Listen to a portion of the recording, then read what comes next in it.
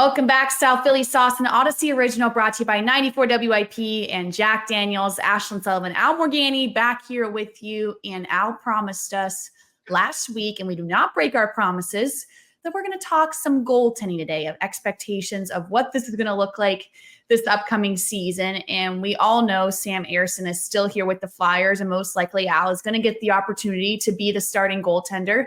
Ivan Fedotov as well is in the mix, but truthfully, we just don't know a ton about him right now. Well, what we know, Ashlyn, is very basic. He's tall. Yeah. That's about what we know about Fedotov. We saw him. It's kind of not fair because he came over, and I don't even know if he had the right pads, skates, anything like that. Mm-hmm. So, I mean, we saw a very, very limited glimpse of it. It's an interesting dynamic with the goaltenders. It's both interesting and upsetting. It's upsetting, obviously, because it looked like the Flyers goaltending was set for a decade or more, and that's done with Carter Hart. So that's over. It's water under the bridge.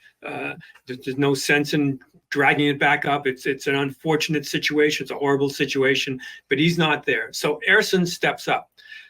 What's interesting to me here is Fedotov is no kid. He's 28 years old.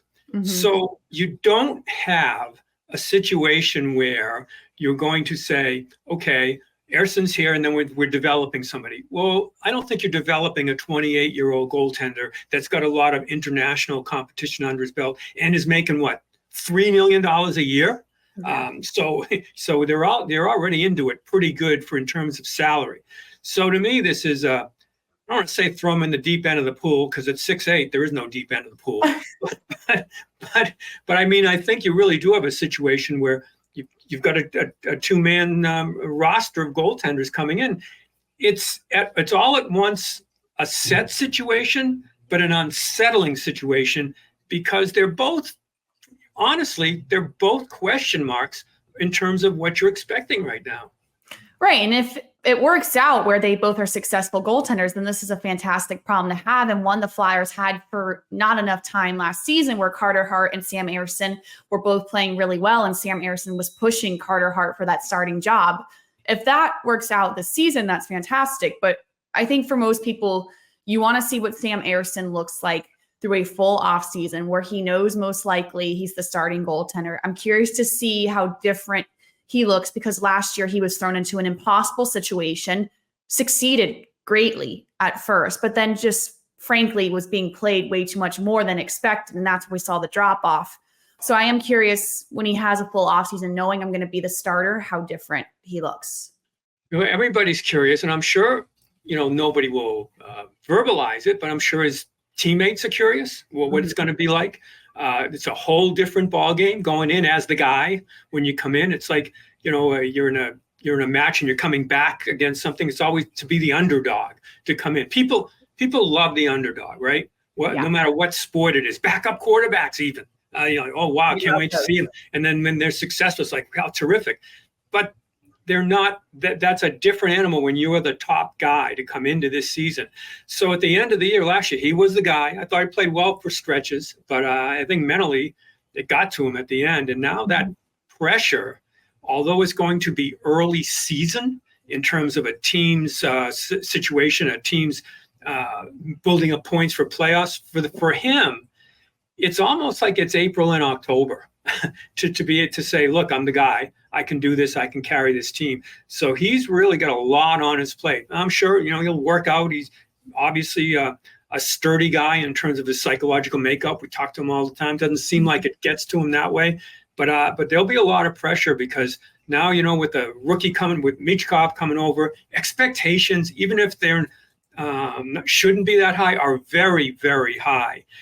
And in Philadelphia, like quarterbacks and goaltenders, boy, there's very little patience if things don't go right with the fan base. Big time. But I do appreciate for Sam Ersson, I have to imagine he appreciates this as well, going into this training camp, that he is going to get the opportunity to earn the starting job, that the Flyers haven't brought a lot of people in. They liked what they saw from Sam Ersson. And it seems like to everyone we've talked to, they say, if Sam Ersson looks the part, he's going to win the starting job. And I got to think for Sam Ersson, that's all you can ask for, is an opportunity to go win this now and become a permanent starter, where last year, truthfully, we were all just kind of like trying to get by and figure out what this looked like. Yeah, he's got an opportunity here, but it looks to me, when you look at the Flyers right now, that this season is going to be about, are these going to be the guys? Are they going to be part of this organization? Because there's really, when you look at their depth chart now, I mean, I don't know what's going to happen with Kolosov, whether he's going to come back or not. I mean, I'm suspecting he's not. I mean, I think some people think, okay, all the stories were out that he wasn't happy here, went home, going to go back to play for his team in the KHL. Mm-hmm. I wouldn't count on him coming back, because that would change the entire dynamic. When you have somebody in the system behind these two that you really regard highly, I don't know that I would want to bank on that. We know what the Flyers are like in terms of how they treat their players when they're here. So I'm not buying anything that, that he wasn't made comfortable there in the Lehigh Valley. I mean, my personal opinion is he missed playing back there, and he wanted to go back. I wouldn't count on that. So I look at this like for both Ersson and Fedotov, who, look at Fedotov, if he isn't what they hoped, if he I think he's got to be NHL ready. That's having played internationally, I think he's got to be NHL ready. I think their dream is that Ersson plays well, but Fedotov plays so well, we're talking about who's the number one guy. We have a 1 and a 1A come Christmas. My fear is they have a 1B and a 1C. Yeah. And that would be a very difficult situation to try to get this team into a playoff race late. I think Ersson's sturdier than most people think when they're worried about what he's going to do. But like I said, to be that guy right from the beginning, that's pretty tough.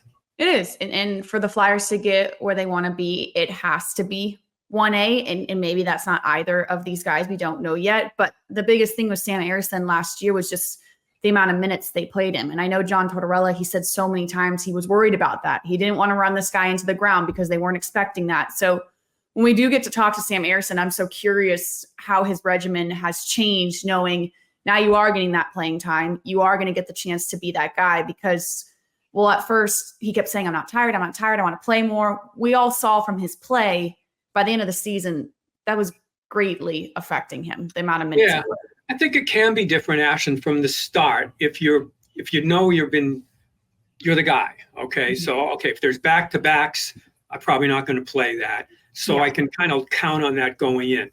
Now we also have to, injury situations, whatever, that comes up. But I think that's going to be his mental approach right from the beginning. And I actually think they're going to live with, if it happens, I think they're more than willing to live with goaltending that I want to say struggles at times, isn't like premier at times as they get rolling in this, as they kind of learn their roles. Because I don't know that they're gonna have that great goaltending that the team like the Rangers have. So many ironically, so many Russian goaltenders that come in and play like that.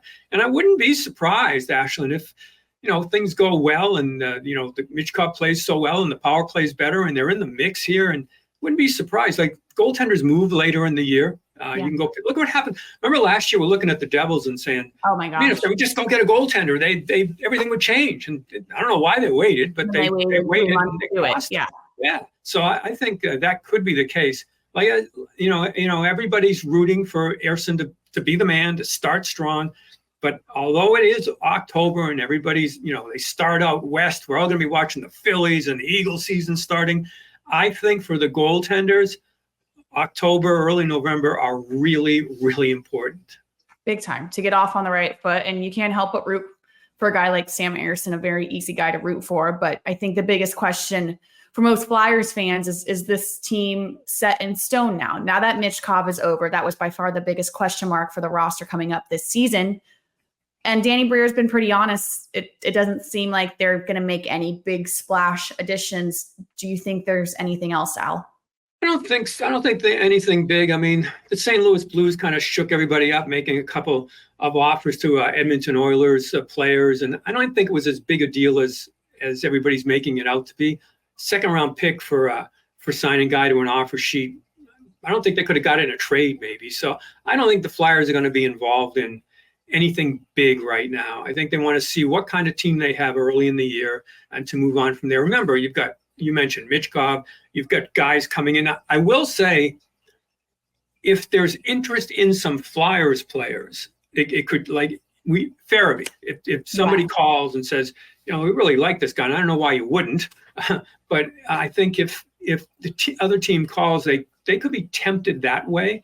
But I really think they have looked at this roster right now, and this is what we have. Plus, they're kind of strapped financially. They're paying players that aren't even playing, the buyouts and the Hayes situation. Yeah.